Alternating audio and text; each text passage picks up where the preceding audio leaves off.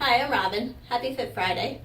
Today I'd like to talk to you a little bit more about your target heart rate and your training zones. Last week, Kate told you about the different types of zones there are, starting with your warm-up zone or your light zone, the first one as you start to exercise, and also your cool down. So that's when your heart rate just gets slightly elevated and then comes right back down. The second zone was your light aerobic or your fat burning zone. Now, that's an important one, as well as the third zone, the moderate threshold, the endurance exercise, endurance training. You can actually calculate your training zones. The way you do this, you need to know a couple of things. You need to know your maximum heart rate. You can get your true max heart rate done with metabolic testing, VO2 max, or you can use an age-adjusted formula. To figure out your max heart rate, you take the number 220, that's a constant, 220, and you subtract out your age. I'm not going to tell you how old I am. I'm going to use a 40-year-old person. So 220 minus 40, you get 180. So that is now your max heart rate. The other number you're going to need is your resting heart rate.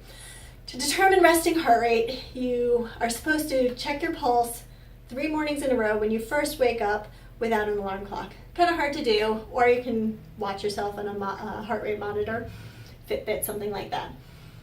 Once you have your max heart rate and your resting heart rate, you can figure out your training zones. Since it's harder to find your resting heart rate, like I said, you can use one of these, but your number should be somewhere between 60 and 100. 60 to 100 beats per minute for resting heart rate is average. It's a good number. If you're a competitive athlete, then your number will be closer or anywhere between 40 and 60.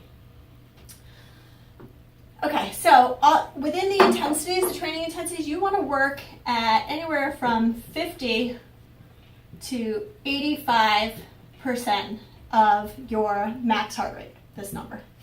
Okay. When you hit 180, that's as high as you can go, right? Your max number.